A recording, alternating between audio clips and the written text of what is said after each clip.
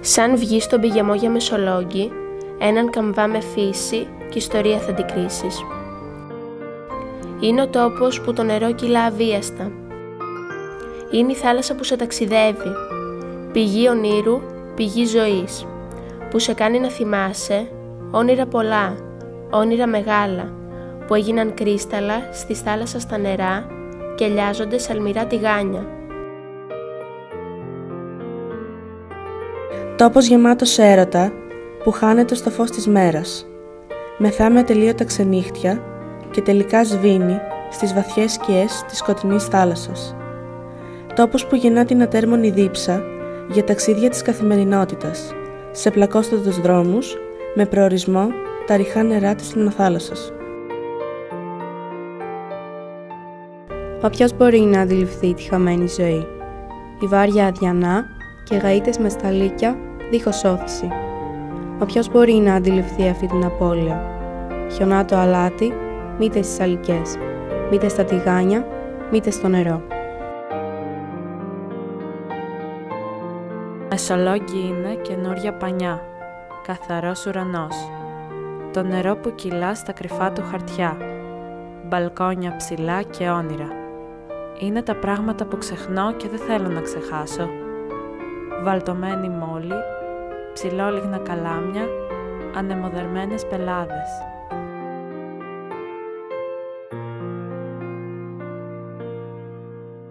Αφουγκράζουμε το νερό που σβήνει και χάνεται.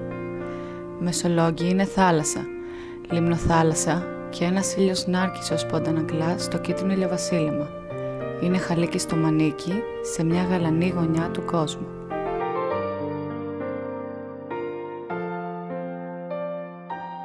Είναι παράξενα μοναδικά πουλιά, φλαμίγκο, τουρλίδες και πελεκάνοι που συντροφεύουν τους ψαράδες όταν βουτούν το σταφνοκάρι θέλοντας χέλια να ξεγελάσουν.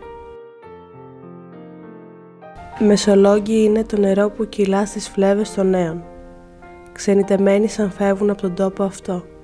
Είναι οι ολάρμηρες χιβάδες μέσα στα γύρευτα αρμυρίκια.